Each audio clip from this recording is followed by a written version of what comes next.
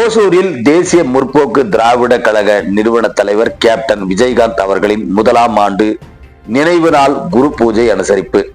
கிருஷ்ணகிரி மாவட்டம் ஓசூரில் தேசிய முற்போக்கு திராவிட கழகத்தின் நிறுவன தலைவருமான சினிமா துறை நடிகருமான கேப்டன் விஜயகாந்த் அவர்களின் முதலாம் ஆண்டு நினைவு நாள் குரு பூஜை கிருஷ்ணகிரி மாவட்டம் ஓசூர் ஒன்றிய தேசிய முற்போக்கு திராவிட கழகத்தின் சார்பில் அனுசரிக்கப்பட்டது.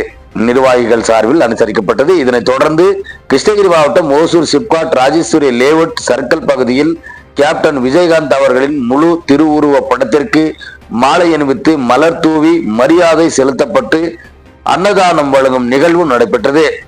இந்த நினைவு நாள் அஞ்சலியில் பி சரவணன் கேப்டன் மன்றம், சி அரவிந்த் ஒன்றிய துணை செயலாளர், எம் சரவணன் கிளை பொருளாளர், காளியப்பன் பிரபாகரன், பி சரவணன், கோவிந்தன், கலாம்பாய், பேகப்பள்ளி, சையத், சுப்பராயன், நரசிம்மன், கிரைன் மாணிக்கம், அறிவழகன் மற்றும் தொண்டர்கள், தேமுதிக இந்நாள் முன்னாள் நகர ஒன்றிய பொறுப்பாளர்கள், நிர்வாகிகள் என பலர் கலந்து கொண்டனர்.